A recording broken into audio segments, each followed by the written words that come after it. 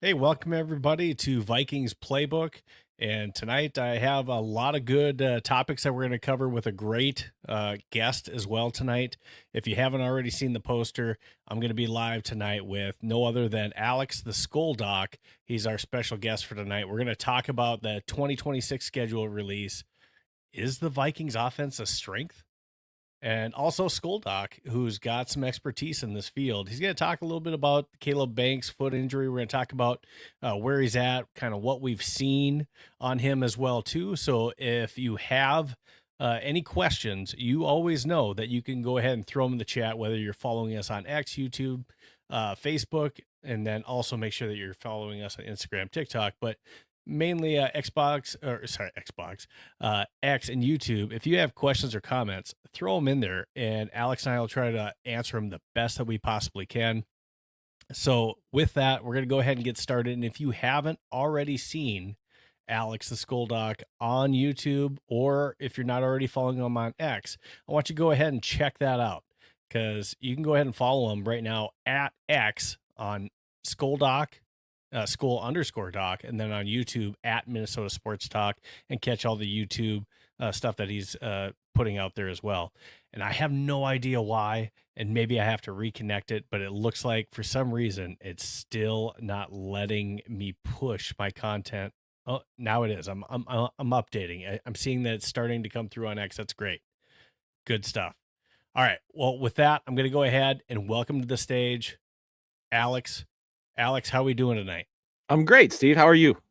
Doing great, doing great. Now, you do your podcast, is it weekly, or is it do you have a weekly show that you guys end up doing on Minnesota Sports Talk on your YouTube, or is it a certain day of the week, or hey, when news pops up, you do a stream?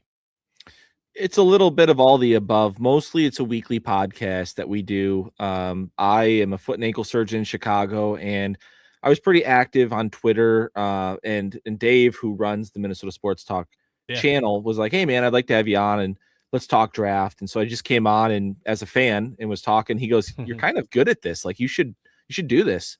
And ever since then, me and him have a show on Tuesday nights called House Calls with Skull Doc, and we just talk ball. And sometimes I'll go out on my own if there's something interesting, and I'll jump on and give my thoughts on it. It was just a great opportunity for me to talk about Caleb Banks and the injury situation after the draft pick was made. And I got a lot of people at least feeling a little bit better about the pick. And I was kind of happy with that, just imparting some knowledge on our fellow Vikings fans. And it's just making people a little bit less wary, because at the time of the pick, you could just feel like all the air was sucked out of the room at the draft party and things like that. So, it's been fun to educate people, and looking forward to talking on your show about this and kind of Yeah. touching some more questions that maybe I haven't touched on yet that you can think of. So your expertise has made you kind of popular. I've seen you on a few other podcasts. Obviously, people wanted to get your inside scoop on what is going on with Caleb Banks, and obviously, like you said, people feeling like, man, this was a risky pick, and you know you being able to comfort. And we'll get into the topic more, but I mean, yeah, people have definitely picked up that you have some expertise on there, and Skull State of Mind. Hey, D Wood says, hey, what's up? He says, oh, nice. Steve and Doc all on the same stream. That's my boy out there, D Woods. Thanks for joining. Two Tone, thanks for joining us as well, too. So we're going to jump into some different things. But before I do that, if you guys aren't also following me on Purple PTSD and all the other great writers, I do write for them. Go ahead and check us out. Again, purpleptsd.com. This stream is also streamed on that website. Also, we got great writers always giving you guys the best of the Purple news all the time, daily, 24/7. That's purpleptsd.com. Go ahead and check us out over there. And then also another podcast that I do and a website I run, Fantasy 15 Football. Check that out also, because we're getting close to fantasy football. Actually, we just had a dynasty, actually two of them. I almost got into another one today with NFL Outdated, but I had one of my other dynasty leagues doing their draft today. So it's getting close. We're going to have a full draft kit coming out for 2026 soon for you, and that's going to be super exciting. So Fantasy 15, check it out, fantasy15football.com. There's no www on there, but we're going to have waiver wire advice, sit start recommendations on our podcasts, trade analysis, all your rankings. And then, of course, on our website, we're also going to have our fan chat. It's an opportunity for you as a fantasy football manager to collaborate with others, maybe even start leagues together. And then you can ask us and start questions, but also bounce off ideas off other managers. So it's just kind of a forum area for you guys to collaborate and chat. So very cool. Check it out. And we'll be on soon. Usually once the season gets going or once we get closer, we'll be on every Wednesday. I need to change the poster from 9:30. Ryan wants to go a little bit earlier because he's an East Coast guy, and so is Mark. So we'll probably be starting at 9 p.m. CST on Wednesdays as we get a little bit closer to the season. But go ahead and check it out. Very exciting stuff. Hoping to have a live league that we're putting together to actually show you guys and feature on the show, which is really cool because then you can kind of relate to some of the stuff that's going on in our league and also some of the streamers and podcasts that you know and watch. You can kind of celebrate, jeer, however you want, as far as how our season is going in that one. It'll be fun. But anyways, check it out, Fantasy 15 FB. You can find us on YouTube and all of our other social media. All right. So SKOL DOC, we're going to go ahead. We're going to dive into this, but I also want you to know this. If you're following us on Vikings Playbook on YouTube, you also can win a chance at a Jordan Addison jersey that we're giving away. And again, it's Vikings Playbook on YouTube. Go ahead, check it out. If you're a subscriber, once we get it to 250 subscribers, I'm going to give away a Jordan Addison jersey that's autographed and it's certified by Becker JSA. And I have other jerseys of other players that I plan on giving away all season long, possibly even some mini helmets that are autographed as well too. But we need to get to our first goal, which is this Jordan Addison jersey at 250. Once we get to that goal, we will go ahead and give that away to one of our lucky subscribers. And we're also doing card breaks at the end of this podcast, which you'll see. We had our first winner last week, and that was SKOL Mafia, who got this Colin Hurley card that's coming his way. So all cool stuff.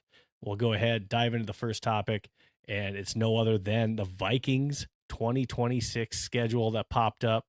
We're going to get your release and opinions, but of course, we got to see what happened with this video that came out with featuring Will Reichert. Spoiler alert, right?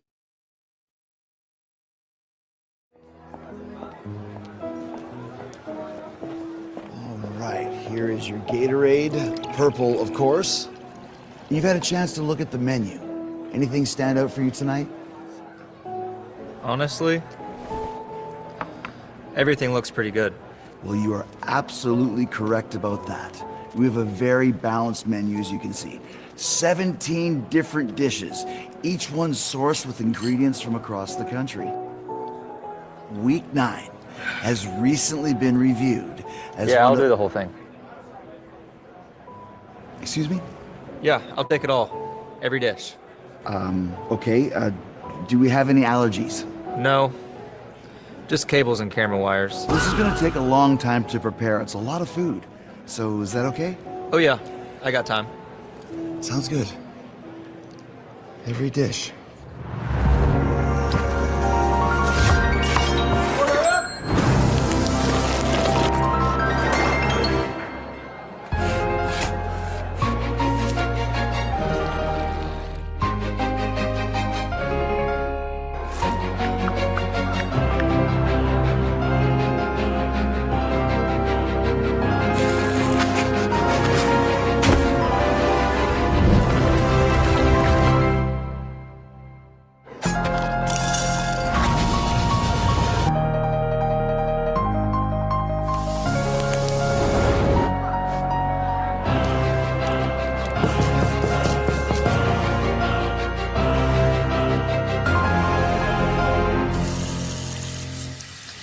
Yard drive by Will Reichert to win the game. Snap, spot. Reichert, kick is good!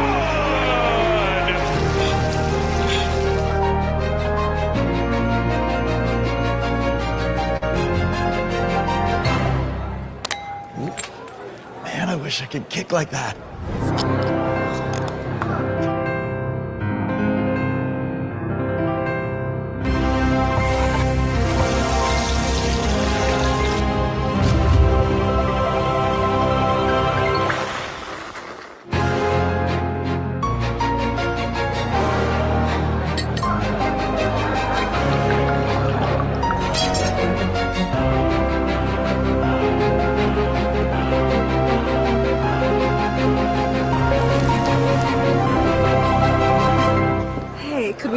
photo with you? Absolutely.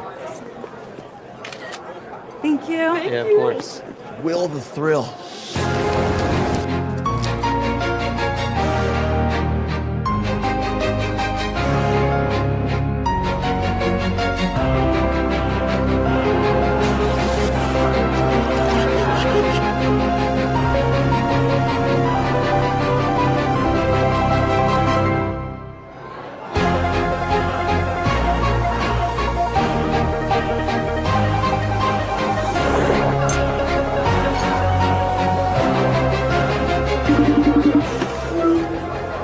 What's up, Jets? Will, where you at?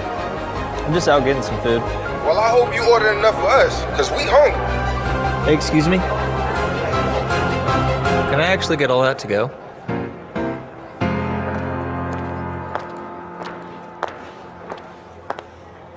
Whoa, whoa, whoa, whoa, whoa, whoa, whoa, whoa. Will, come on. You're the best kicker in the league, man. You gotta protect the feet. Let me help you, okay? There it goes. Heavy. Okay, there we go. Will the thrill!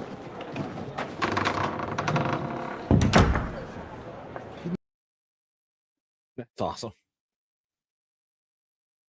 Awesome video. I thought, but just initial reactions to Will Reichard being the star of that video, and Chris Jericho, great little addition on there too. He's a huge Vikings fan, but you kind of saw the fanboy stuff going on. But what were your thoughts on the video and how the Vikings social media staff did?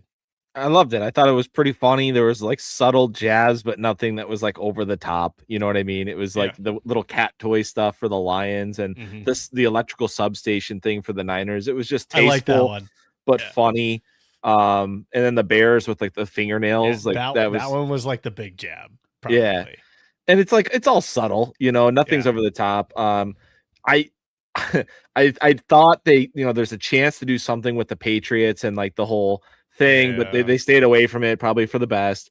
And no, it was overall really good. And I thought it was interesting. Like Will Reichard is the star of the show, but it was like unexpected, and he kicked it out of the park, like, you know, pun intended. It was just really well done. Yeah, I thought so too. And I think they did one of the better jobs of everyone that I saw in the league. Some of the videos I saw were just kind of weird. Like the Rams, that one was kind of weird. I mean, good intentions and could have been great with the Raiders, but just like the way they did it was kind of awkward. I don't know. It was kind of awkward. And then when I take a look at now, again, just me personally, I'm not a huge Halo guy. I was expecting bigger things, I guess, from the Chargers. I mean, some people liked it, and it just wasn't my taste. Some of the things were good in it, but I don't know. It just got kind of weird for me at times. Maybe that's because I'm not a big Halo guy, but I thought the Vikings did a really good job. From a lot of the videos that I saw, the Packers one was claymation, and so everyone had their own little thing that they came out with. But I definitely thought the Vikings one was pretty good. I agree. The Halo one, like, I appreciate it, but that's because in my heyday in high school, like, we had literal like Halo parties. Sure. I'm 35, so that was like the thing to do when I was growing up. But it's definitely more like niche, right? Where the Minnesota Vikings one, it just kind of appeals to everybody. And I thought that it was just really well done. Good job on the media team for the Vikings. Yeah, absolutely. All right. So when we take a look at their schedule and some of the games that kind of stood out, obviously for me, I thought it was kind of interesting when I take a look at their schedule. They had the Niners and the Vikings. They had one international game this year, and I think that's a good thing. You know, we're not doing double games, and we have, at least our season ticket holders can breathe a sigh of relief for the fact that they're not having to give up a home game because it's being played in London or in Ireland or anything like that overseas. So that's good. And I actually think, in this game is still going to be a tough team against the Niners, but at least that game, it helps us out a little bit. That's going to be not really a home field advantage, even though they're the home team. So they'll do some things to kind of make it feel like a home game, but is it really a home game there? And then just we got 4 primetime games, that being one of them. But we got 4 primetime games. There were some teams that got none. There's like Hmm. four or 5 teams that have no primetime games. So the fact that we got 4 of them, kind of cool. What do you think? Just initial thoughts looking at these games before we get into win loss predictions. But when you look at this, any games that really truly stand out to you, or things that you didn't like, including where the bye week is? Yeah. So I kind of had a wish list coming into the season of, number one, bye week being a little bit later than where it is. I believe this is the 3rd year in a row we have a week 6 bye, which is definitely early. And Kevin O'Connell's come out in the past and said they do wish that this could be moved back a little bit. But you do have that mini bye week 14 against the Patriots there, that Thursday night football game. So then you get the extra rest coming off that, playing at home against the Lions. So at least you could look at it like you're splitting the season into thirds. You get a bye week after the first third, you get that mini bye after the second third, and then that sets you in for a great last quarter of the season there, where 3 of the 4 are at home for the Vikings. So that was kind of the way that I looked at the bye week situation and got over that one being a little bit earlier than I preferred. And the other thing I was looking at coming into the year was I was really trying to avoid cold weather games. Just the way that Kevin O'Connell calls the games and likes to pass the ball, it's just a team that's not well suited for the cold, with the way that we've utilized our run game. Now, it's a big talking point of, is this running game going to take another step with hiring the assistant head coach Frank Smith Jr. from the Dolphins, who has a huge influence in the run game. That remains to be seen. I certainly hope so. But for those reasons, I was trying to, limit the cold weather games. And we look week 17, we're at the Jets. By then, I believe they'll be tanking. So I'm not too worried about that game in the cold. You do play in New England later in the season, but looking up the average temperature around that time, it's going to be in the 20s, the 30s, not necessarily, super cold during that game. And then, of course, we have the game outside at Lambeau, but that's early November. Once again, not really getting into the Lambeau frost type games there. So I think from a cold perspective, we got a little bit lucky, and then we play in Soldier Field week 2. I think that was a good draw as well. And the final thing I'll say, just in terms of schedule layout, you kind of hit the Niners game really well, and the advantages of not having to go to Santa Clara and instead just taking an extra 20 minutes to go to Mexico City, which is, by the way, still in Central Time Zone rather than Pacific Time Zone. So there's a couple benefits of that game. But you get the Packers week 1 without Parsons. I believe he'll be Right. a PUP candidate there. And then Tucker Kraft is more questionable. He could be a PUP guy, but even if he's back, he won't be himself week 1 coming off the ACL. So I think it was a really good time to catch the Packers at home week 1. And then again, catching the Bears in Soldier Field week 2, catching 2 divisional opponents, jumping on them early when they don't really have tape on Kyler and KOC in this system. Mm-hmm. I think that sets us up in a good way to basically jump on these teams before they get a good read on you. Yeah, I love getting the Packers early. I know, listened, Paul Allen, he was hoping that, hey, we could get 2 games, maybe even before, Parsons comes back, if we got lucky on the schedules, but we got 1 in week 1. I think that, yes, it gives us an advantage that Parsons isn't there. The only thing it doesn't give us an advantage is, how good is our chemistry. The one thing that I think we can't make the mistake of, like we did last year, is Kyler Murray has to play some preseason games. Make sure that we have the chemistry there instead of rolling in like we did with JJ McCarthy. And I get it. Kyler has more experience than JJ does, but I think just even we saw throughout much of the season, a lot of it had to do with injuries, chemistry between the quarterback and wide receivers as far as speed, angles at which that quarterback throws the ball. I think that matters. Timing matters, especially, we saw last year a lot of timing plays that matters, so chemistry, even though they're in training camp, when it's a different speed in live action games that you're at least going to get as close as you possibly can to a regular season game in the preseason. And I really think that that's going to be important for Kyler Murray, who's most likely going to be the week 1 starter, being able to have that in going against the Packers. So we have an advantage, no Micah Parsons, but will we have the advantage as far as are we running on all cylinders yet on offense?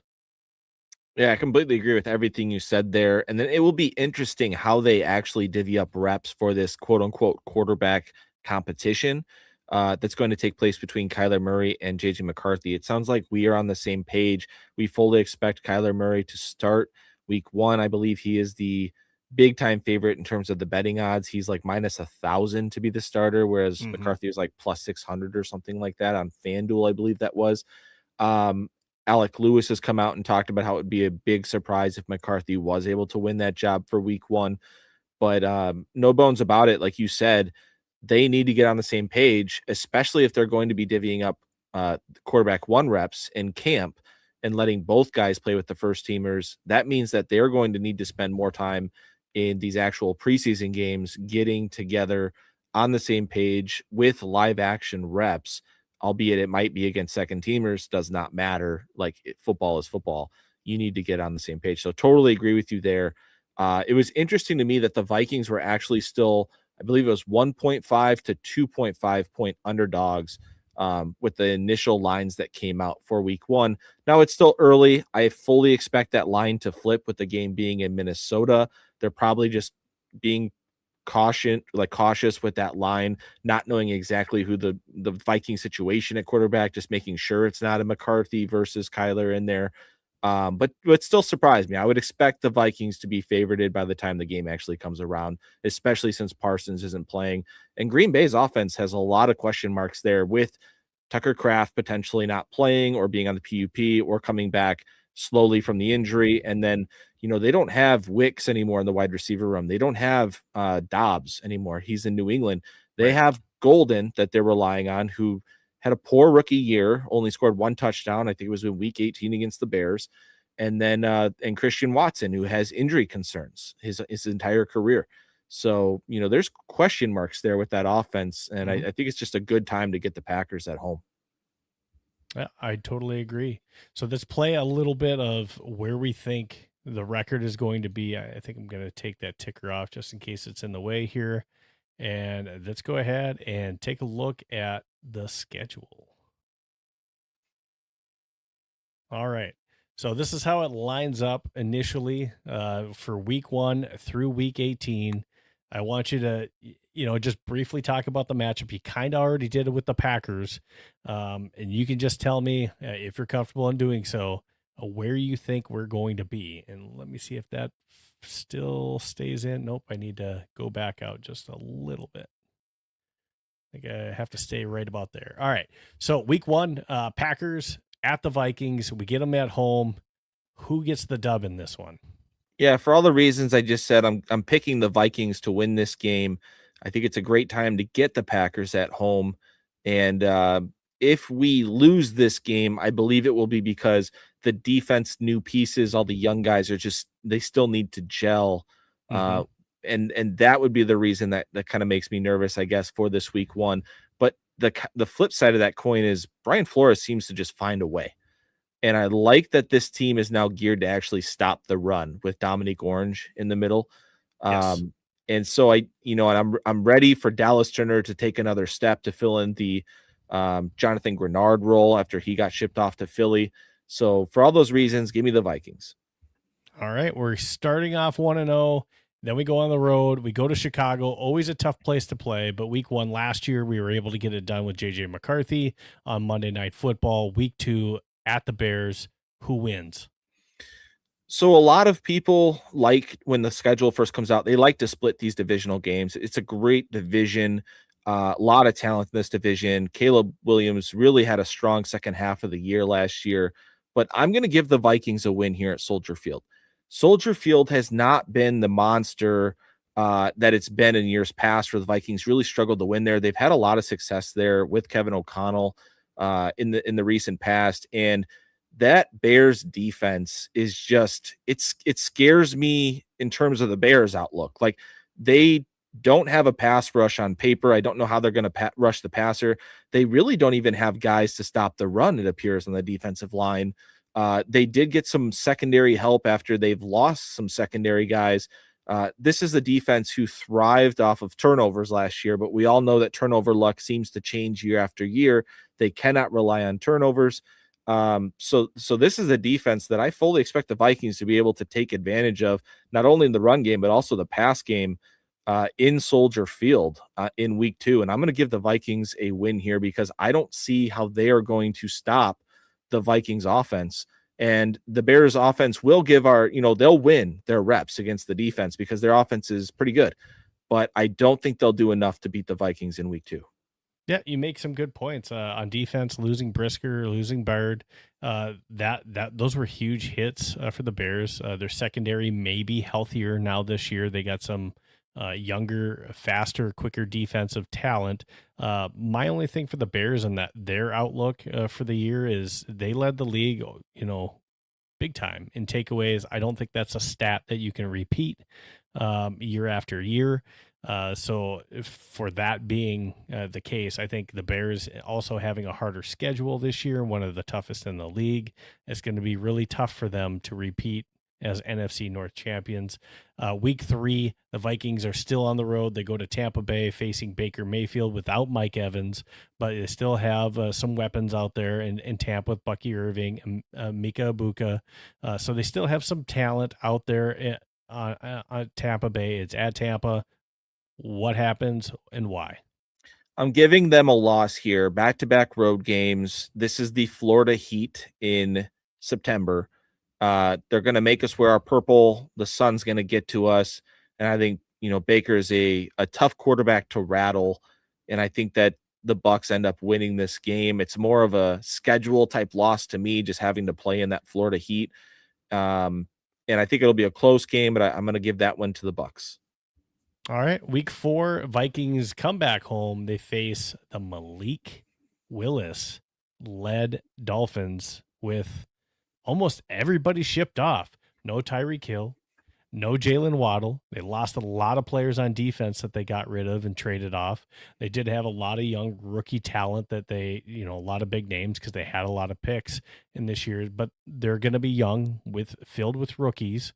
They still did sign Devon Achane to a 3-year extension, but again, there's a lot of new faces on that team, a lot of young rookies that are going to have to fill into some big spots where you had some really good players and you're missing some weapons. They got Parker Washington, Tutu Atwell at wide receiver leading the way for them. What do you think happens in week 4? I think I know where you're going, but I'll let you go.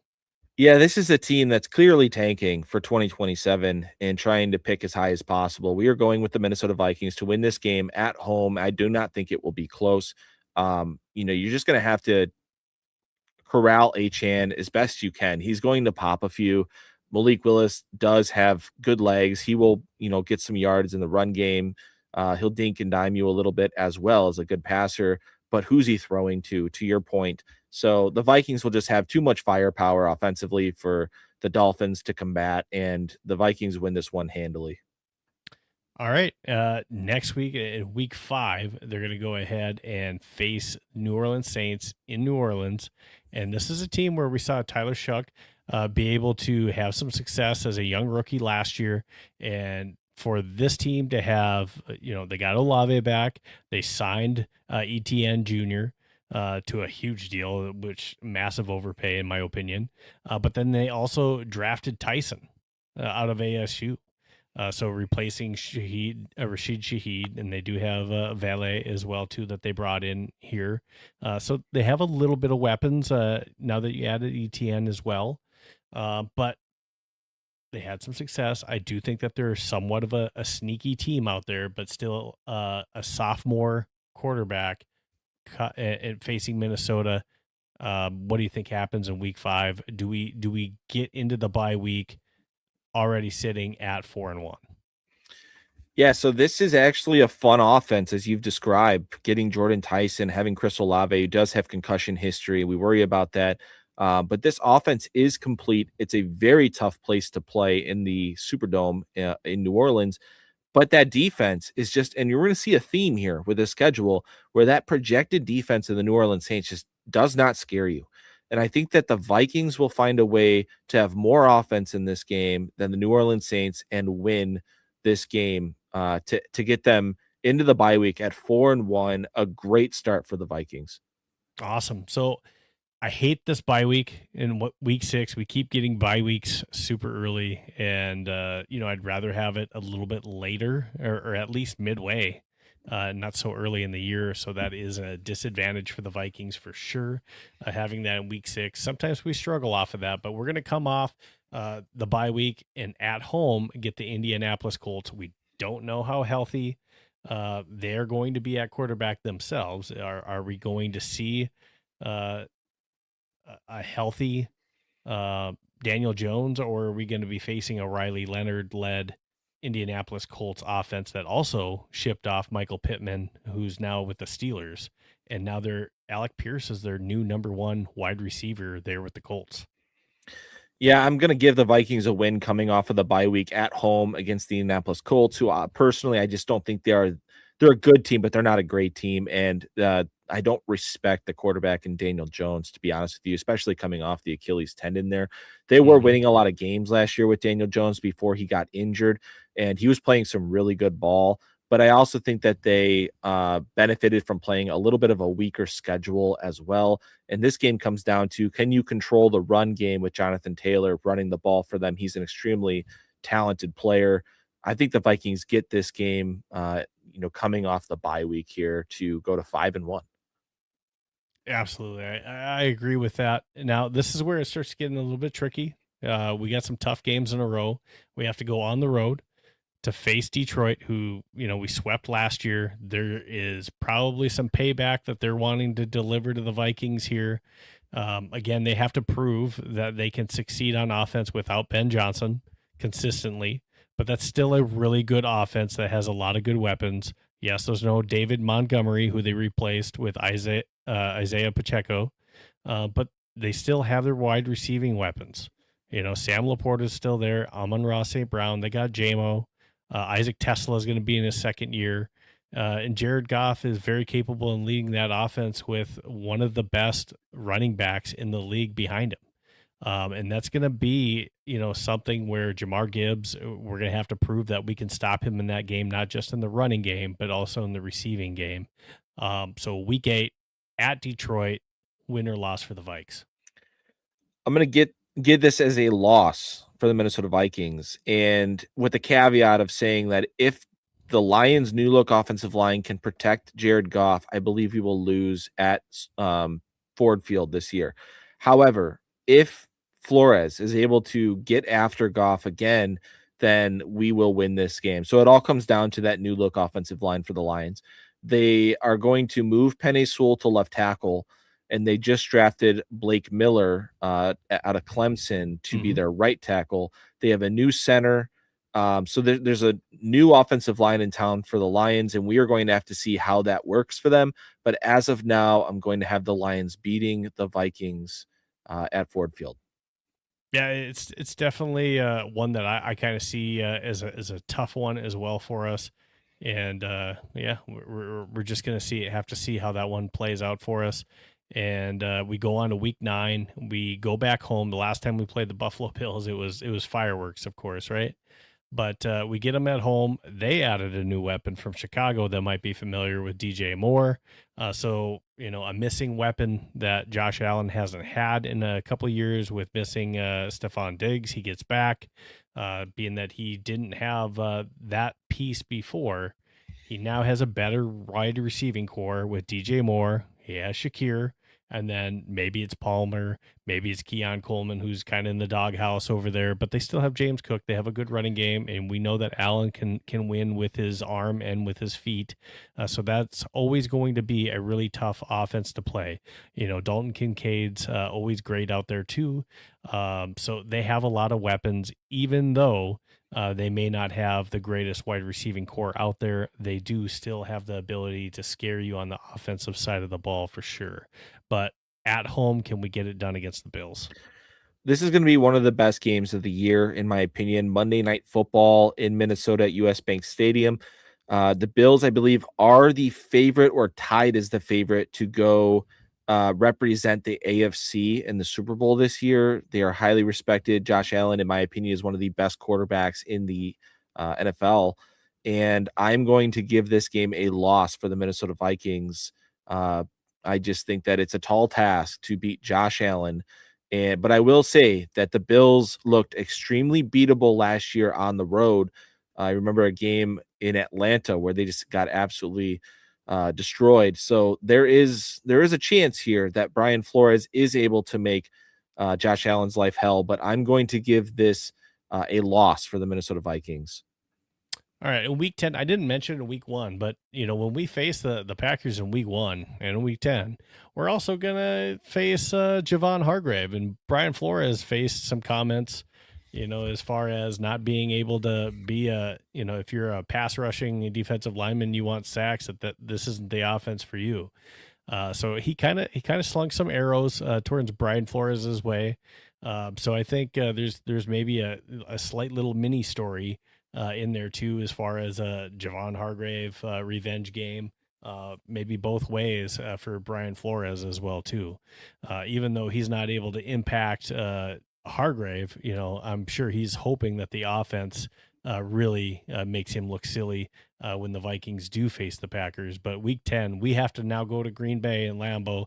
Maybe Micah Parsons is back for the Packers. You had already mentioned different look wide receiving core, but still pretty solid, having Jaden Reed, Matthew Golden, and Christian Watson, if all healthy, to go with Josh Jacobs, Tucker Kraft, if he's back and healthy at that time, and Jordan Love. That's still a really good offense, even though they have some questions on the offensive line.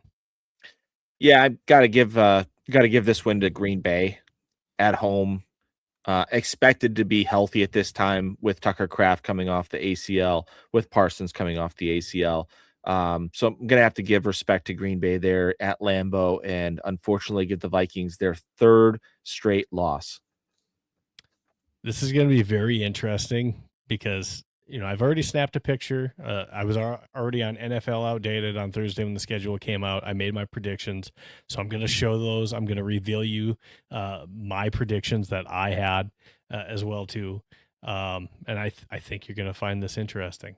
Mm-hmm. All right, so week 11, we talked about it. It's in Mexico City. May not be a home field advantage necessarily for the Niners, but the Vikings have to go on the road. There's maybe an elevation thing that was talked about when I was listening to K-Fan too, where I think one of the teams that had played down there before, they actually went and practiced a day or two in Denver before they went down and played this game in Mexico City, so it'll be interesting to see if either of these teams use that as a strategy to try to play in a higher elevation to try to prepare for this game. Now, San Fran may not have as much of an issue for that, but Minnesota definitely, that could be something that maybe helps them to adjust, at least leading up to week 11 in this matchup. But week 11, still a really strong team in the 49ers. We'll see if we have a healthy Kittle back for this game, but very powerful offense yet. Brock Purdy, Christian McCaffrey. They did add Mike Evans to go with. Now they have a healthy Ricky Pearsall, should be for start the year, and they also added Christian Kirk. This is still a really good offense, hard to stop, and we can't forget to mention their defense. So their defense still has some players in there, even though that they jettisoned a lot. They've rebounded. They still have Bosa.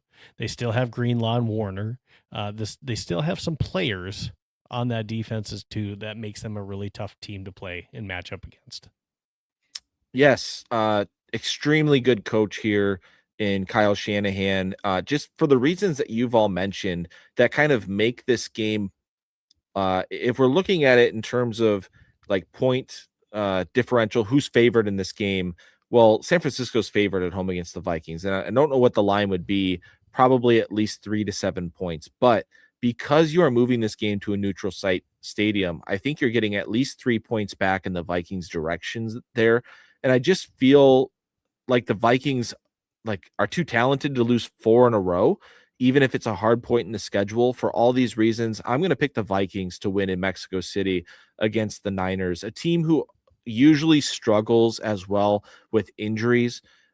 And you mentioned that Mike Evans is a wide receiver on their team. Yep. He has dealt with injuries in the past. McCaffrey has dealt with injuries. Kittle is coming off Achilles tendon repair. I am not familiar if that is, I don't believe it's like a full-on rupture. I think it was more of the insertional type, like the same thing that Brian O'Neill had, which means the recovery should be quicker than a full year. So I do expect him to be back and pretty much full strength here for this game. But there are just so many things that seem to align with going in the Vikings' favor for this game that I'm going to pick the Vikings. Now it's crazy. Even if Kittle is not ready to play in this game or not fully healthy, Jake Tongas is a very capable tight end that I think has a lot of potential to even possibly where I'm sure a lot of Niners fans would love George Kittle to be a lifelong Niner. But the time's going to come where they're going to have to make a decision, because I think Jake Tongas is really talented to the point where, and he's a lot younger. George Kittle's getting up there. I believe he's going to be 32 this year. They're going to have to make a decision. When is it time for Jake Tongas to become the new wide receiver, or tight end one? Because I think that time is coming. Every time he's been on the field in Kittle's spot, he's shined, and he's shown he can come up in big spots and be a touchdown machine as well too. But week 12, we go back home to Minnesota. We face Atlanta. This is a weird one because I don't know who's their quarterback. Is it going to be Tua Tagovailoa, or is it going to be Michael Penix? I don't know. You still have Bijan Robinson, but Drake London's going to be there. But I don't like the rest of the receiving core with Dotson and Zacchaeus. That's not a very good wide receiver 2 or 3, but they did sign Pitts again to that franchise deal. So they have that going for them. On defense, they do have some players on defense. They have an okay defense to go with that. They got Bates back there, and Watts and Diablo, Walker and Thomas. So they do have some players on defense to go with that, but I'm not super worried about the Falcons if it's me getting them at home. Yeah, I mean, this is a team that we should have beat last year at home, if not for one of the worst quarterback games we've seen in a very, very long time by JJ McCarthy.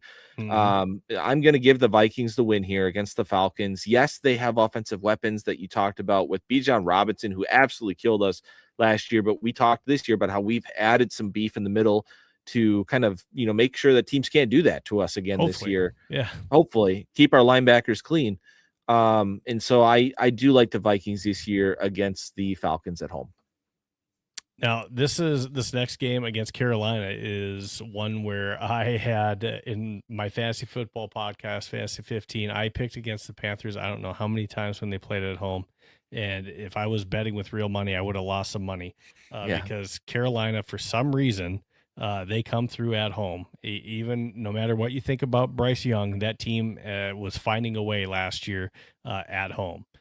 So Chuba Hubbard, they don't have Rico Dowdle, so they don't have the 1-2 punch, but they still have Jonathan Brooks back there, who is a serviceable number 2 running back. But they have a weird situation going on at wide receiver. Leggett, I don't know if he is really their number 2, but Jalen Coker and Tet McMillan obviously give them some good weapons on that team. They signed Jalen Phillips from the Eagles. That was a big one this offseason. And they got Derek Brown, and then also at corner Jackson, and they got Lloyd at linebacker. So they have some players on defense, JC Horn as well too at corner. So they have some players on their team to where, they can be a tough matchup, especially because for some reason they play way better at home than what they do on the road. Like they're a completely different team. But in this game, they're having to come to Minnesota. So that helps us out. We're not having to play them in Carolina. I agree with everything you just said. And if the Vikings had to play on the road, I would pick against the Vikings in this game. But this game comes down to, do I think Bryce Young can come into US Bank Stadium and beat this team? I do not. So I'm going to pick the Vikings to win this game. It may be closer than we all think because I do respect Carolina. I do think they're a good team, but it's US Bank Stadium. I think that we play really well at home. And by this time of year, B-Flow should have that defense rocking. So against quarterbacks in back-to-back weeks being either Tua or Penix, and then with Bryce Young, I just don't think those quarterbacks are going to come in here and steal one from the Vikings in Minnesota. Now, our next game, we had trash talking going back and forth with Jordan Addison and fans, and also Christian Gonzalez got in there too. But week 14, and we played them in training camp. So we had like the rivalry game going on. Yeah, so there was trash talking going back and forth. Now we're going to go to New England and face the Patriots. Obviously, they're coming off of a very good season, but they have question marks as well. Their quarterback room, their wide receiving room, they added Romeo Dobbs, and I think that is a good add. But Demario Douglas and Keyshawn Boot are their other wide receivers. To me, that's not all-star power. Hunter Henry's getting up there in age. And then they do have good running backs and Ramondre Stevenson, obviously, and Travion Henderson. So their offense does pack a little bit of a punch. And Drake May, yes, we did see a Drake May that did kind of not play up to the potential, if you will, in some big games there. But they do have a good defense. So even if their offense isn't firing on all cylinders, that is a very good defense that they have to go against. They did add Byard from Chicago. And again, they got Christian Gonzalez on that team to go along with Spillane and Landry on the line. They got some players. Christian Barrymore is on there too. They got some players on that team. This is a Thursday night football game on the road at New England. This is a team that went to the Super Bowl. They achieved with a very easy schedule last year. And I am picking this game with the expectation that A.J. Brown will be traded to the New England Patriots. I do believe that trade's going to go Good down point. after That June absolutely 1st. could happen. Absolutely. And if that happens, I'm going to pick the Patriots to beat the Vikings on Thursday Night Football. This is a short week for Minnesota going on the road. It's going to be a colder game in New England. I think a lot of these point towards New England beating the Vikings. All right. Week 15, we get Detroit at home this time. How's it going to go down with week 15 against the Vikes? Yeah, I'm going to have these teams split. So I'm going to have the Vikings beat the Lions at home, and definitely be able to use that crowd noise to get into Jared Goff's face and pressure him and get a W. All right. So next time we face the very next week, we face the Washington Commanders, and we're going to get them at home. So this is a team that, they are injury ridden after last year as far as what Jaden Daniels faced. And they had the weird situation early in the season last year with Terry McLaurin. They got the deal done. But again, last year was not a great season for Terry McLaurin. And he's getting older as well too. And as far as, is it McCraskey Merritt? Yeah. So at running back, but I don't even think he's their number one running back now. Rashad White is now with the Washington Commanders, who he's probably leading in the backfield this year. They don't have much at wide receiver other than Terry McLaurin. I don't like Okwonu at tight end. They're lacking some weapons on the Washington Commanders offense, and especially if, Jane Daniels keeps getting hurt, obviously, their coach is probably going to not want them to run the ball as much, or at least Jane Daniels to be as aggressive running the ball. Because if he's not on the field, this team is not doing anything. Defense, I think that this team can be had on defense, and definitely gives the advantage overall, I think, to the Vikings. So I do know that the Commanders spent, I think, the most money in free agency this year trying to build up that team. And you're absolutely right with this is one of those types of matchups where it's like it's all dependent on the health at this stage in the season, because if Jaden Daniels is healthy and the overall team is healthy, that team can beat the Vikings at home, in my opinion. I respect Jaden Daniels that much as a quarterback. When you watch him go into Detroit and beat Detroit in the divisional round of the playoffs his rookie year, that was some impressive stuff that we saw out of him. And unfortunately last year he was hurt. He forced him to come back and play against the Vikings, against the B-flow defense, and he just looked like a shell of himself. He did not look good at all. That was a poor decision to bring him back and play him. I'm going to give this win to the Vikings just benefit of the doubt here, but I would not be surprised if Washington's healthy, if they come in here and beat us at US Bank Stadium, because I do respect Jaden Daniels that much if they're healthy. But I'm just going to play the odds that, like you said, defense, a lot to be desired there. This is later in the year. The Vikings offense should be rolling at that point in time with all the talent that we have around the quarterback position. And it's all dependent on health. And of course, we're picking the schedule here in May. But as of right now, I just feel like it's hard to beat the Vikings when they're this talented at US Bank Stadium. When, hence you're seeing a lot of home wins. Wide receiver, if we can stop Terry McLaurin, we better not be getting beat by Treylon Burks and Van Jefferson. That's all I got to say on that one. All right, going to week 17, Jets. I actually think this is a trickier game than the Washington game. Going to New York and facing the Jets. Typically, when you would hear that, hey, we have to play the Jets, you can dang near pretty much just put the W on the board. I do think that they've done some interesting things in the offseason where I think they were trying to tank, and now they did maybe too good of a job putting together this roster and in the draft, taking a piece out of PA's book. To where Geno Smith, he gets to come back home, but you also added some weapons to go with now a healthy Garrett Wilson. You now added Omar Cooper Jr. at wide receiver. You re-signed Breece Hall, and then you also drafted Kenyon Sadiq on the offensive side of the ball. And we got Membu at right tackle, Fashanu at left tackle. You got an okay offensive line.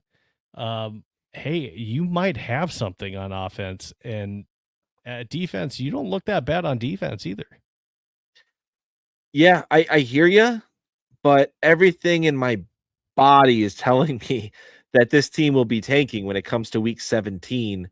And so I will pick the Vikings to beat the Jets. I could see a situation where they're benching Geno or something absolutely to lock up that top 2027 pick, because what are they missing? The quarterback. And they've built up this team in a really good way, like you just described, but they need that quarterback in 2027. And I don't think that Aaron Glenn's a very good coach. So I do think this is a situation where you might see their coach fired earlier, and then the team is just tanking, just trying to get to the end of the year. And yes, I know what you're saying. Like, I like a lot of these pieces that they have, but until they prove to me that they are no longer the same old Jets, I can't pick against them in this week. And I'll show you. I didn't either. But I think you bring a fantastic point. At this point in the season, they may be trying to tank for draft position, but there is no way that they are going to have the number one pick this year. You can bookmark that with that team. I don't think that they're going to be picking number one. Week 18, Bears at Vikings to end the season. In my opinion, this is going to have playoff implications written all over it for this last game. Bears come to Minnesota. Do we get it done in week 18? Only way we lose is if we rest our starters. So we're winning this game because there are playoff implications. There are seeding implications here. So the Vikings will beat the Bears. They sweep the Bears this year. I have been loud on my show saying I believe the Bears are frauds this year. I just do. I don't think that they're going to have the defensive pieces to stay with a lot of these teams. And I think they're going to hit the under this year. I think they're getting a lot of projection thrown their way in terms of, I think they were only not favored to win in like 5 of their games this year. To me, that's asinine. I think that Ben Johnson gets a ton of credit. I think people are excited about Caleb Williams potentially taking another step forward in that Ben Johnson offense, but there's just so many glaring red flags with that roster right now that make me nervous for the Chicago Bears this year. And for that reason, I have the Vikings winning to bring our final regular season record of 12-5. I am very high on this Vikings team. Like when you finally go through it and you're like, wow, I really have them with 12 wins. And you look back at the schedule, like which one was I maybe a little overzealous on? The one that points to me right away is the San Francisco game, just because it felt awkward to give them 4 losses in a row. But it kind of goes to show you that the end of this schedule is 5 of their last 7 are at home. Just a great opportunity to rebound if they do lose 4 in a row in the middle of the season. But yeah, interesting. Kind of surprised they ended up at 12. That was my first time, actually going through and picking. You ready for this? Yeah. So here's my predictions. So very close to what I had as well. Big differences is I had us losing in week 2 to Chicago. And a lot of that, I think, still just maybe dealing with some chemistry things and then having to go on the road. Chicago's a tough place to play. I was with you, though, to where we finish 4-1. Mm-hmm. Your difference was you had Tampa Bay before the week 1. So we both had 4-1 going into the bye. You just talked about, which was funny, like the 4 losses in a row. That's kind of where I'm at. I think that's a really tough game. I could see that going either way. And I think that you absolutely could be right. And I'm trying to talk myself into, hey, week 11, it's not a true home field advantage. We can win that game. There's just questions that I have on this team. Can we pull together? How cohesive is the Kyle Murray / Kevin O'Connell play calling as far as playing to his strengths? And then at the same time, is Kyler Murray healthy? I think that's a true question as well, too. And then week 14, I'm with you the rest of the way. Those were really the big differences. So I had 1 additional loss than you did, finishing at 11-6. So almost the entire way, you and I are in lockstep as far as how we see right now at this point. There's still a lot of things that can change. This is us looking at the Vikings roster on paper. It's going to be different in training camp and preseason when we start seeing how things play out, who's going to be the actual depth chart to start the season, and who's playing well and who's not, who's healthy and who's not, freak injuries that happen, hopefully not. Is Caleb Banks healthy? Is Dominique Orange going to be the starter? And is he ready to be that run stuffing guy that we're hoping he is already in his rookie year? So those are all questions that I think you did a really good job kind of laying out why you were picking the Vikings. And I thought this was a incredible segment and incredible job you did first time going through the schedule and picking these games. So props to you. We're going to go ahead and move on to our next topic, and that one's going to touch on our offense. So taking a look at what we look like right now, Jefferson, and again, this is me throwing this on there from left to right, Jefferson and Johnson at wide receiver on the left side. On the right side, you got Jordan Addison. In the middle, Darisaw, Donovan Jackson, Blake Brandell, Will Fries, Brian O'Neill. And then on the edge, we got tight end TJ Hawkinson. Quarterback, we got Kyler Murray. And at running back 1, again, it can be either one, depending on what type of play that we're running. First, second down, you got Aaron Jones as your RB1 on paper. With this offense, can this be our new strength? Because we've lost some pieces on defense. Losing Jonathan Grenard does not make us better as a team. We have some depth concerns yet to see if we still add. I would like a Jadeveon Clowney type guy to come in. That's something I've wrote on Purple PTSD. Sorry, on Vikings territory. That I have wrote about that was published by Dustin Baker, to where I see him as a good rotational fit to add in with Dallas Turner and Andrew Van Ginkel. But, looking at this team and the offensive potential, is our offense our new strength for this team? Yeah, I mean, it's hard to argue that. Looking at this, and Justin Jefferson actually went on a show, I think it was today or yesterday, and said this, like, when you look at our wide receiver room, our running back room, our tight end room, it's top notch, like across all these positions. Well, our offensive line is deep. So it's up to these quarterbacks. And he's kind of referring to the quarterback competition in training camp. He goes, we are relying on one of these guys to rise to the top, meet the occasion, and the sky's the limit with this offense. It's hard to argue that. Find me a better trio of wide receivers in the NFL. There are some teams with some damn good top 2 guys, and Jefferson and Addison are like right up there with the Jamar Chase and T. Higgins of the world, the CD Lamb and shoot, my brain is letting me down right now. The guy opposite of George Pickens. George Pickens, thank you. Yeah. Like, but these teams don't have Juwan Johnson as number 3. Right. And Juwan Johnson could actually be wide receiver 2 in 2 wide receiver sets, boosting the run game as well. So, you know, this all comes down to what you've talked about, Steve, and how fast can you get Kyler Murray, who we project to start, up to speed and get him comfortable with rhythm and timing of this offense, which is KOC's bread and butter. It's all rhythm and timing, dagger concepts, things like that. And if it hits, it can hit big. And absolutely, I expect this offense to be a top 10 offense. And I expect Brian Flores to do his thing and figure it out on defense. I think you're right with the Brian Flores piece. And you talked about the Justin Jefferson. So let's take a look at what he had said. So a Vikings fans page shared what he was saying on Sports Center. So I'm going to go ahead and play that real quickly now as well. Maybe.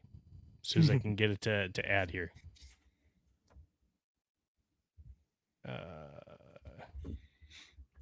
Oh, sorry, that's why. Let me remove that. There we go. All right, let's play that.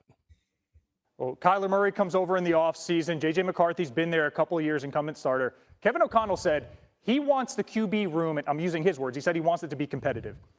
As maybe the wide receiver 1 in this league, any given game day, you could be the best receiver on the planet. What are you looking forward to most about the new offensive weapons and getting this team in position to be at its best, irrespective of who's the quarterback? Yeah, I mean, you know, that's something that has been talked about these past couple of years. You know, just the weapons that we have on the offensive side of the ball. You know, running back position is very good. The receiver position is very good. Tight end position is very good. You know, just trying to stack up the O-linemen and get all of the healthy bodies that we can to, you know, withhold all of the physical work that they go through the entire season. And then, of course, the chess piece, which is the quarterback position.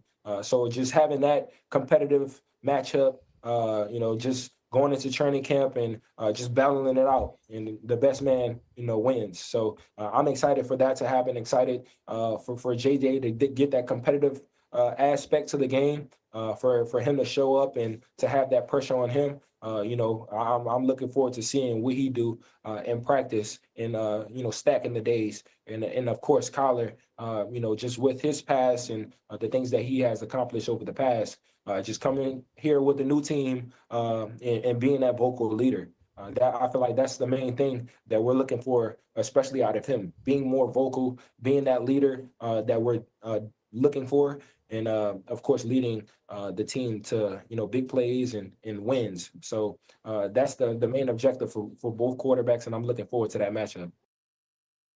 All right, so that's Justin Jefferson talking about, you know, the team, the offense, the different positions, and then also touching on the quarterback competition.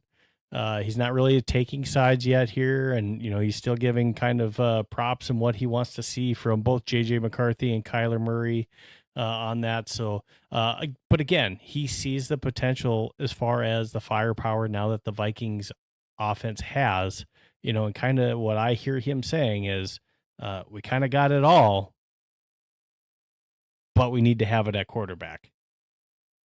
Yeah, I think the Minnesota Vikings and the players would all agree with you that this is a team that they believe could have won in the playoffs and made it far if they had baseline quarterback play. One of the things I like about Kevin O'Connell is that he doesn't seem to lie to us. He just tells us what he thinks a lot of the time.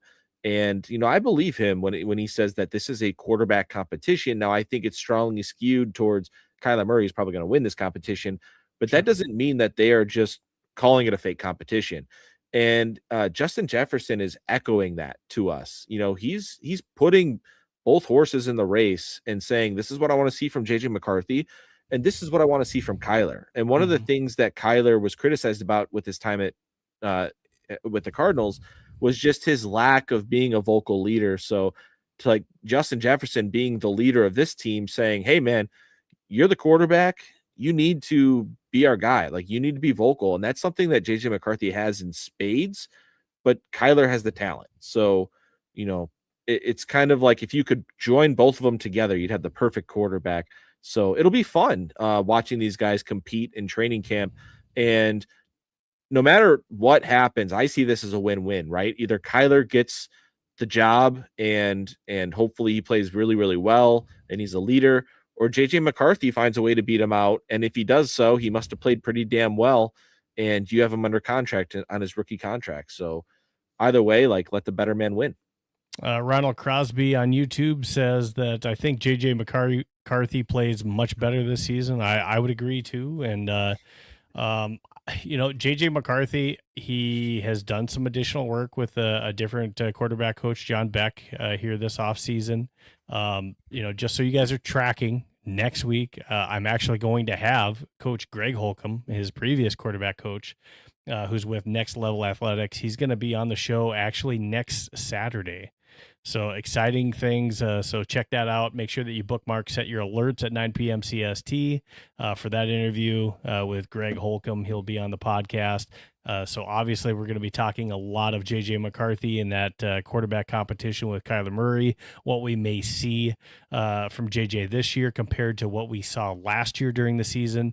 So a really exciting interview that's coming up. Make sure that you set your alerts. That's going to be truly exciting to have him on the show. And then again, Doc, you're covering it. Alex, you're covering it. You're talking about it. I think it's skewed probably towards Kyler Murray in a sense. He's got 87 starts under his belt to JJ's 10. And at the same time, though, I love how Kevin O'Connell is doing this because, I know Kyler is going to push himself because he's in a contract year. He's playing the vet minimum. He wants to see a big contract coming up. So we're probably going to get his best. But I think the true quarterback competition, what JJ, has said, what Justin Jefferson has said, I think this is going to bring out the best of both quarterbacks, and it's going to push Kyler Murray to, I have to win this quarterback competition, because if I lose to JJ McCarthy in this, I'm done. I'm done if I don't win this, and I can't win this QB battle. At the same time, I think it's going to push the best of JJ McCarthy as well too, to prove and show that I'm not worth trading. I need to stay here. And now it's going to be quite the dilemma. We got the 50-50 fans, the JJ McCarthy, I don't want to say truthers, but the JJ McCarthy fans that want to see him succeed. And I would say I'm in that camp as far as wanting to see him succeed, but I'm not blind. He has to play better. Kyler Murray over here, I love the story of him, growing up as a Vikings fan. And I love the story of him coming in here, maybe being done wrong by, the Cardinals, a dysfunctional organization, coming here in a comeback story and maybe having a Sam Darnold type year. And if we have 12 wins, go into the playoffs, get a couple wins, make some magic, I think that's awesome. If that happens, that is going to put us in that pickle, because I do think we're going to see a much better JJ McCarthy this year. And I think it is going to be interesting to see what the Vikings do, not only this year, but I do think JJ McCarthy is going to get an opportunity at some point to play this year. And it's going to be interesting to see how he plays, how he responds if he doesn't get the job, and what happens in the offseason if Kyler does play well. Because I don't think that the Vikings front office wants to make the same mistake that they made with Sam Darnold. But at the same time, if JJ just absolutely, like, let's just say it's really close. Like, truthfully, it's there. But, KOC's job is potentially on the line. Do you go with JJ McCarthy? Because if you go with JJ McCarthy and you don't win, you don't make the playoffs, you don't win in the playoffs, and you sat Kyler Murray when you had him for a vet minimum, you're gone, in my opinion. Now, if Kyler Murray starts and he gets injured and stuff like that, and the season kind of fell apart a little bit because of injuries or whatnot, you maybe still retain your job even if JJ McCarthy comes in there, shows some promise, it carries you on. If Kyler's healthy the entire year and you get in the playoffs, then I think it depends on how you win or lose as far as if he retains his job. So even though he's got to be thinking about what's the best for the organization, you got to know that there's a point in there where he's also thinking, I got to also coach for my job. Yeah. I am of the line of thinking that the Wilf ownership just absolutely adores Kevin O'Connell. And so it would take quite the circus, quite the just fall on your face for him to lose his job this year. But it's a possibility. I am not of the line of thinking that it's a playoff win or bust, like some have pointed out. And certainly I think this is year 5, if I'm not mistaken, without a playoff win. Like it's rare that coaches do last that long without playoff success. But this is a man in Kevin O'Connell who has vastly changed the culture. There's player buy-in. They get free agents all the time who come and want to play here for this franchise. And he is a good coach offensively. So, I agree with all of your points. I can see a situation where this team may barely miss the playoffs and you're expecting Kevin O'Connell to get fired and it does not happen. It'll be interesting though. And we'll have more information with this GM hire here, which should happen in the next couple of weeks to see, is it a buddy kind of guy of Kevin O'Connell, or is it somebody who does not have crossover with Kevin O'Connell? And if it is a buddy type of guy, I would assume that his job is just so much, more safe. That's absolutely gonna factor into the conversation for sure. I talked about that here a couple days ago, and I agree with you wholeheartedly. That is going to play into it, but it just depends on, and again, I'm not going to be as purple sunglassed on to where if we lose, I'm gonna say, it depends on, how we end up finishing the season is how I'll say it. Depending on how we finish the season is going to depend on whether or not Kevin O'Connell retains his job. So I'm not saying it's a playoff win or bust either. I also think it depends, no matter who the GM is, on how the season go.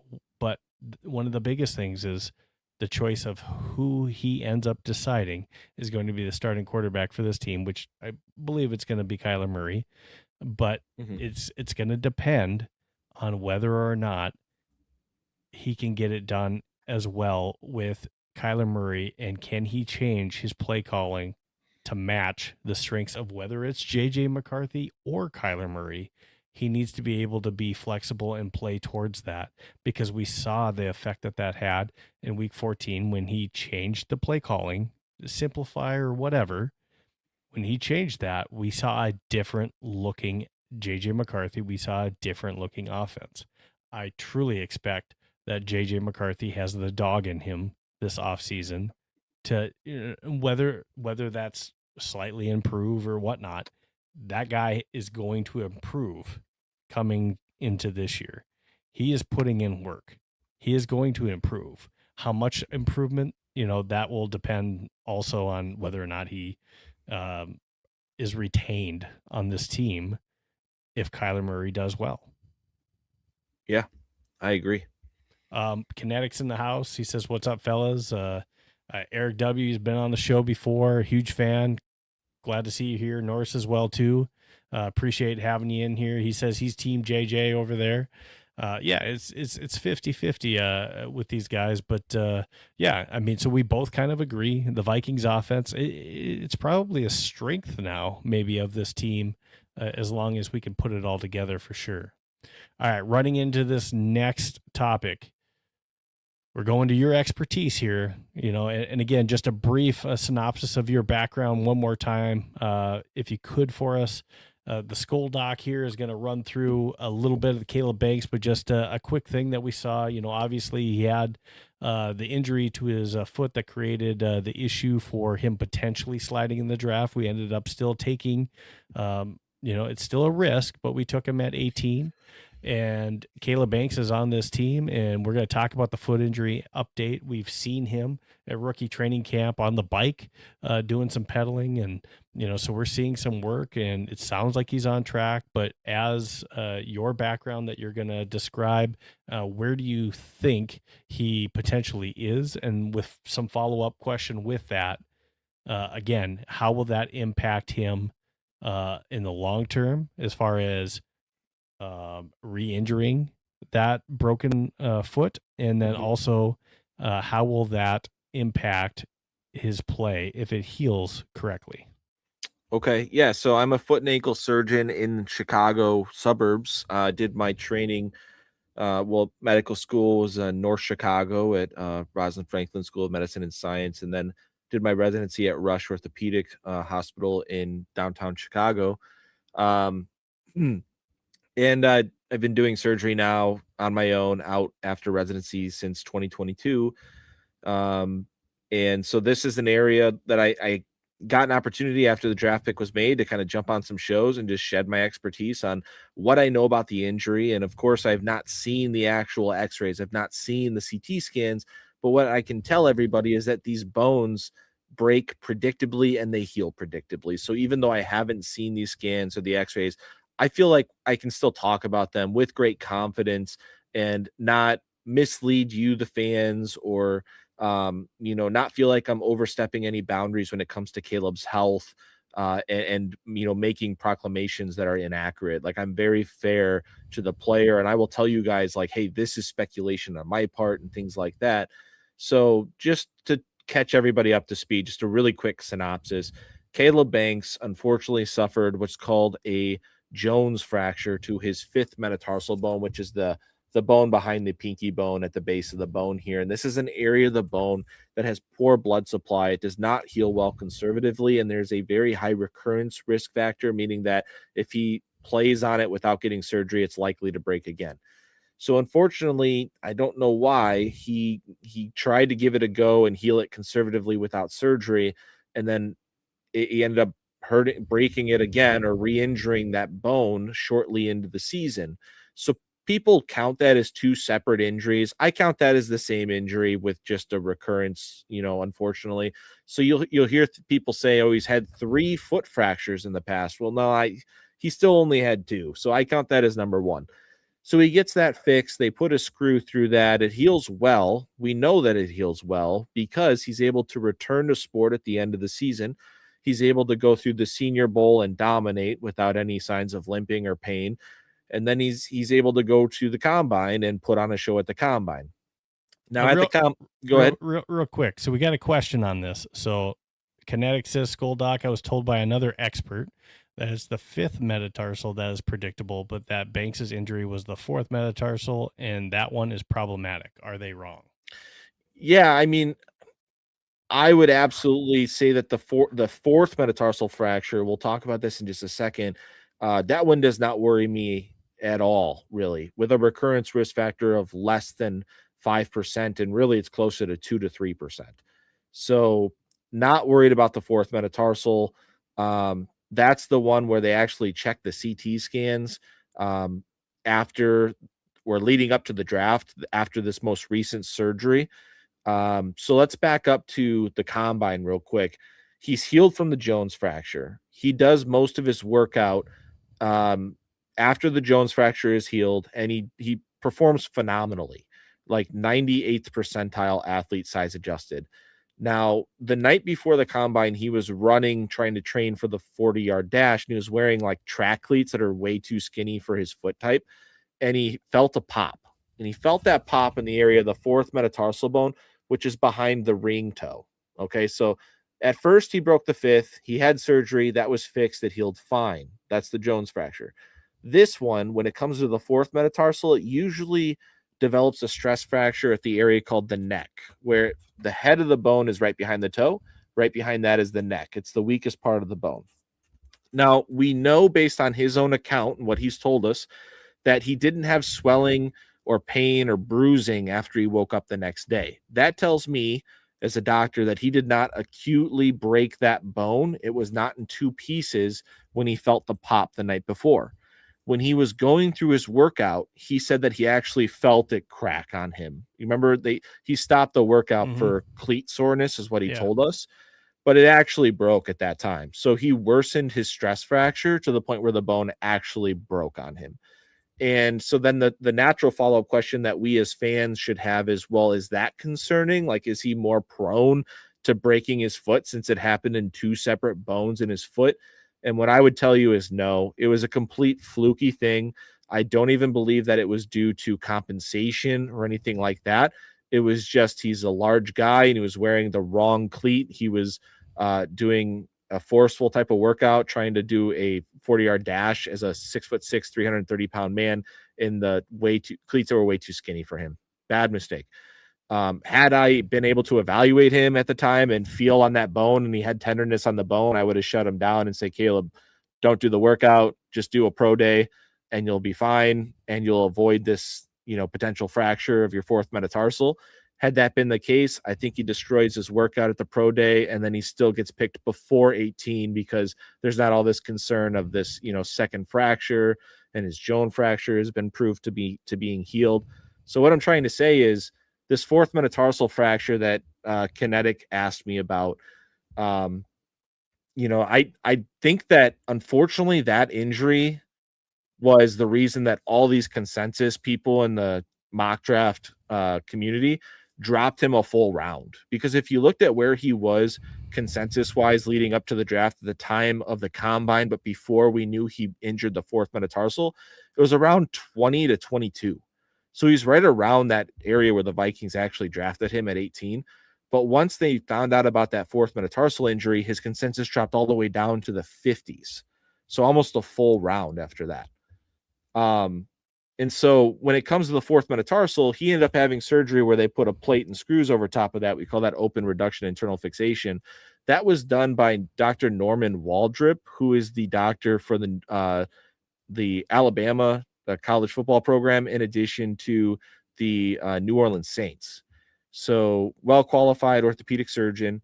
And this is a procedure that heals extremely predictably. The recurrence risk is even lower than that of a Jones fracture, which, by the way, is about 7 to 10%. So it's not that I have zero concerns for this player, but I'm just trying to say that the concerns are considerably low for him. And I felt okay taking him at 18. If you're telling me that he has the ceiling of like a Chris Jones type of interior rushing defensive tackle. But yeah, so when it comes to that fourth metatarsal, that surgery was done on March 9th. Week 12 is when I typically clear my patients for running and higher impact activities, which will be June 1st. So they're going to start doing some organized team activities at the end of May leading up into June. I would say don't be surprised if you don't see him actually doing field activity until training camp, and that's fine. But I do absolutely expect him to be ready to go for training camp. The only thing is that the Vikings historically do slow play injuries regardless of the player. So I'll keep an eye on that. But just speaking as a foot and ankle doctor, the bone should heal completely and he should not have any issues getting back to sport 4 to 6 months after injury, which is more than enough time to get him back for the season. I do not believe he'll be a PUP candidate.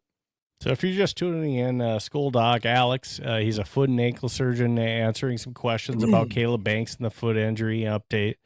What it sounds like is, 7 to 10% chance of, possible re-injury. That's fairly low. There's other, injuries that he could have, and that's something totally separate. Now, another question that one of the individuals that's listening in has, Northfius, he says, Doc, Caleb says he wants to play at 315-ish, down from 330. Do you think that will help a lot? It's a good question. So when it comes to force through the foot and ankle, a lot of that force is coming down through the ankle joint. And for every pound that you lose, it's 5 pounds of force that gets removed through your ankles. So it definitely has an effect. Yes, it will help. Mm-hmm. However, the studies that we've done on NFL athletes that are available, and I can share those on my Twitter feed, they looked at weight in terms of recurrence risk for defensive tackles. They actually broke it up into each position, defensive tackles, linebacker, offensive lineman, they found that there was no statistical significance between the weight of a player when it came to, recurrence risk of these injuries. So theoretically, physiologically, it should help losing weight, decreasing his risk of getting injured. But when it comes to force dispersion through the foot, pretend my wrist is the ankle, a lot of that force is going through the medial side of the foot, through the first ray, because that bone is larger. The rest, that's 60% of the weight just going through your big toe in the first ray. The rest of the 40% gets dispersed through the outside part of your foot, 2 through 5. And so, like, it doesn't make as big of a difference losing weight when it comes to decreasing force through that part of the foot. It actually helps more through the ankle joint itself. But yes, long story short, theoretically, it should help that he plays at a lower weight. All right.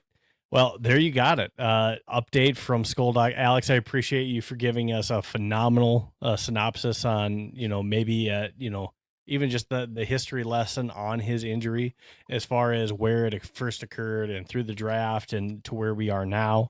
And even just where you see it possibly going as far as when he's ready to play or should be ready for running sprinting type activities. And maybe the first time that we see him could be at training camp when we start here coming up too. So, all right. Now we've done those three. I know we're getting kind of far into this. It's almost been an hour and a half here too.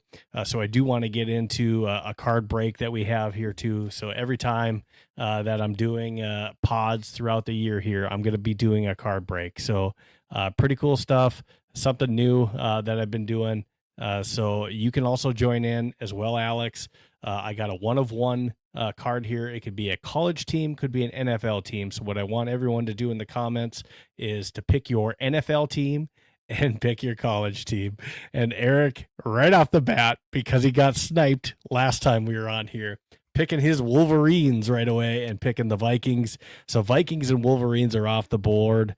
Norris, Bob Swede, anyone else that I see that's on, go ahead. Ronald Crosby or anyone else, Fishbum, Anna, whoever's on, Two-Tone, the D-Woods, if you're on, go ahead and put your team in. Bears and the Notre Dame Irish are off the board as well, too. Bengals and the Hurricanes. All right. Who else? We got, Bears and the Irish. So Vikes are already off the board, Bob. So you got to choose a different NFL team, but NDSU you can have, and who else other than the Vikes? Go ahead and put it in the comments. Dolphins and the Chargers. Oh, sorry, University of Miami is already taken by TJ PDX, Norris. So you can have the Chargers, but I need a different college team from you.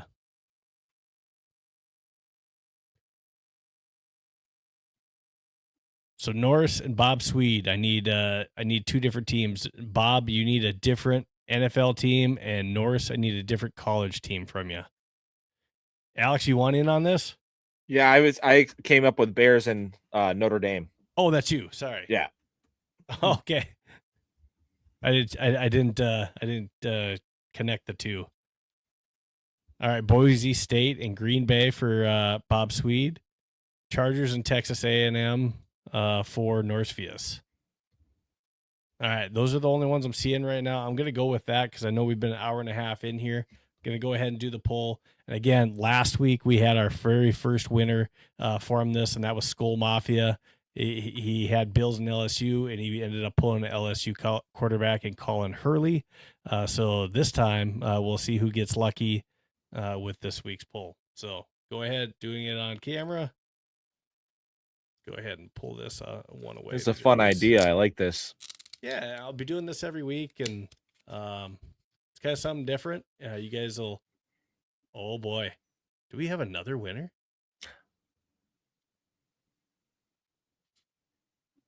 We got another winner. Oh wow! So that's 2 weeks in a row. Pretty cool stuff. Yeah. All right, guys. Well, ready for the reveal? It's Damian Martinez. Miami. And that goes to TJ PDX. So Norris, you were almost on one, but you were a little bit too late for that. TJ PDX, Tim, you're getting Damian Martinez sent to you. So congratulations. Huge win there. That's on the Leaf Flash 1 of 1 Damian Martinez. That's coming your way. That's awesome. 2 weeks in a row. Somebody hit on that. So fantastic pick. TJ. Yeah, TJ. All right, man. Thanks for joining us for that as well too. Yeah, Norris, story of my life. You're so close, right, buddy? Tim's happy about that. That's cool. All right, so thanks for joining me again, Alex. If you guys haven't followed Alex already, please make sure that you go do that on X at SKOL_DOC, and then on YouTube you can find him doing podcasts. And when again can we find you on Minnesota Sports Talk, Alex?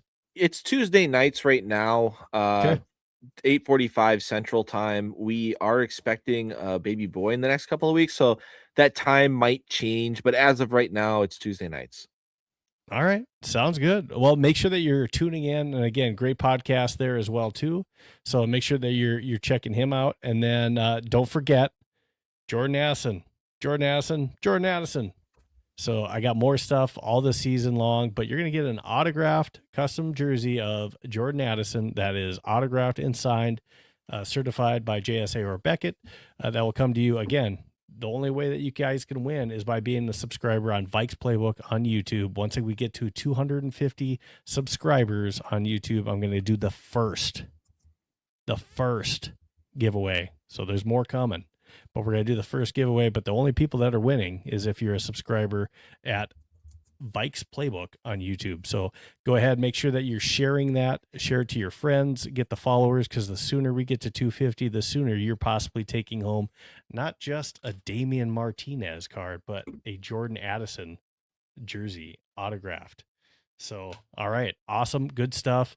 Make sure that you're following us on YouTube, X, Facebook, Instagram, and TikTok. Make sure that you're following Alex. And thanks for the wonderful show that you gave us tonight. We went over some really good stuff. We went over the 2026 schedule. We got your picks. We got my picks as far as the year. You went 12-5. I went 11-6. So we had some good predictions. We talked about the Vikings offense, and we talked about Caleb Banks.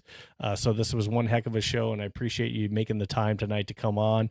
And thank you so much. I appreciate it. And Alex, any final words for our guests? Just thanks for coming in and listening in. I see a lot of you guys on our shows on Tuesday nights, and you guys are the best. You're active.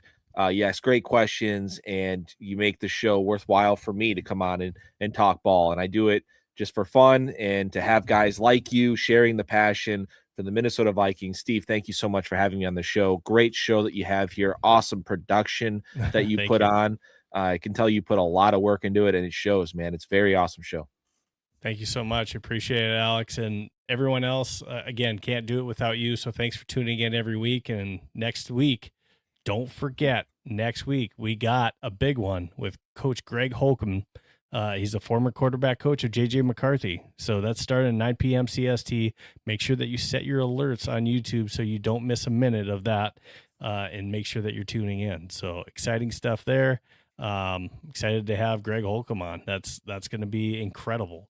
But until next time, this is Vikings Playbook. Your Sunday starts here. For Alex and myself, we're out. Skol Vikings. We'll see you next week, guys.